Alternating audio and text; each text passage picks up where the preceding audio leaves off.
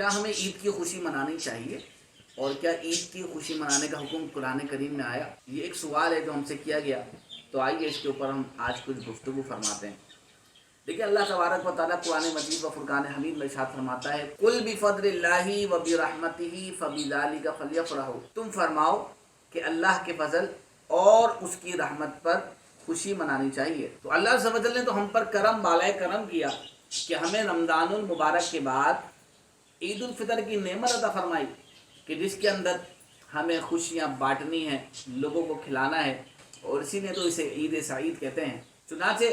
حضرت سیدنا عبداللہ ابن عباس رضی اللہ تعالیٰ عنہ کی ایک روایت میں یہ بھی ہے کہ جب عید الفطر کی مبارک رات تشریف لاتی ہے تو اسے لیلۃ الجائزہ کہتے ہیں، یعنی یہ انعام کی رات ہے۔ اس کی رات ہے انعام کی رات، یہ لیلۃ الجائزہ ہے، یعنی کہ یہی تو وہ رات ہے کہ جس دن اللہ تبارک و تعالیٰ نے انعام لوگوں کو دینا ہے۔ اب ایک بندہ وہ پورے اچھے طریقے سے جو ہے امتحان کی پریپریشن کرے، امتحانات کو دے، اب جس دن رزلٹ ملنے کا ڈے ہو اس دن وہ سوتا رہے، تو آپ بتائیں اس نے تو پوری اہمیت ہی کو خراب کر دیا۔ یعنی کہ امتحان دینا، اس کے بعد جو اس کا ماخذ تھا وہ کیا تھا کہ رزلٹ ملے، پتہ چلے کہ میں نے کیسا امتحان دیا، کیسا پیپر دیا اور کیا میرا نتیجہ رہا، تاکہ اس کے مطابق جو ہے وہ آگے کے کام کر سکے۔ اب اس نے اپنا نتیجہ ہی نہ لیا تو آپ بتائیں کہ اس کا امتحان دینے کا، اتنی محنت کرنے کا کیا فائدہ ہوا؟ اس کا تو وقت سارا بیکار ہو جائے گا۔ اب وہ رات کے جسے لیلۃ الجائزہ کہتے ہیں، جس میں اسے انعام ملنا ہے، اللہ تبارک و تعالیٰ کی رحمت متوجہ ہے کہ ہے کوئی مانگنے والا، ہے کوئی کہ جس کی مراد پوری ہو، ہے وہ کوئی کہ جس کے رزق کے اندر فراوانی ہو، ہے کوئی کہ جس کو جو چاہیے وہ مجھ سے طلب کر سکے۔ آج وہ رات تھی کہ جس دن ہمیں انعام اور اکرامات ملنے تھے، اور آج ہم چونکہ اعتکاف سے نکلے تھے تو ہماری مصروفیات کیا تھی؟ ہم نے فلاں جوتا نہیں لیا، فلاں چشمہ نہیں لیا، فلاں شاپنگ نہیں کی، حالانکہ یہ ساری چیزیں ہم نے رمضان سے پہلے، یا اگر اعتکاف میں بیٹھے تھے تو اعتکاف سے پہلے کمپلیٹ کر کے بیٹھنی تھی، تاکہ جو ہے ہم اپنی جو لیلۃ الجائزہ ہے اس اچھے انداز سے گزار سکیں۔ تو اب ہمیں یہ چاہیے کہ ہمیں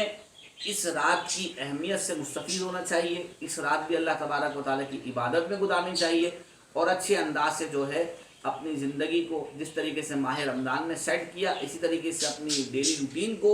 آگے مہینوں کے لیے بھی ہمیں اس طریقے سے سیٹ اپ کرنا ہے کہ جس کے اندر نماز بھی ہو، قرآن بھی ہو، عبادت بھی ہو، اگر اسکولس پڑھنے والے اسٹوڈنٹس ہیں تو اسکول بھی ہو، کالج بھی ہو، یونیورسٹیز بھی ہوں، اسی کے ساتھ ساتھ ہماری طہارت بھی ہو، ہماری نمازیں بھی ہوں، ہمارا قرآن بھی ہو، تفسیر بھی ہو، عبادتیں بھی ہوں، تاکہ جس طریقے سے ہم رمضان کو گزارتے ہیں اپنی پوری لائف کو، لائف اسٹائل کو اچھے انداز سے گزاریں، اور اللہ تبارک و تعالیٰ کی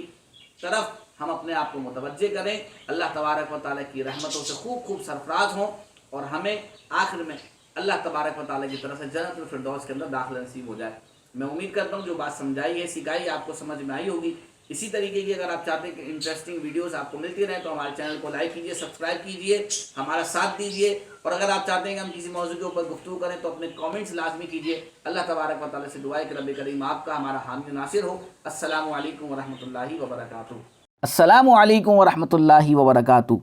آپ دیکھ رہے ہیں دینیات چینل، اور آپ سیکھ سکتے ہیں اس چینل میں قرآن، ترجمہ، حدیث اور تفسیر کی بے شمار معلومات۔ تو ابھی مزید ویڈیوز کے لیے ہمارے چینل کو سبسکرائب کر کے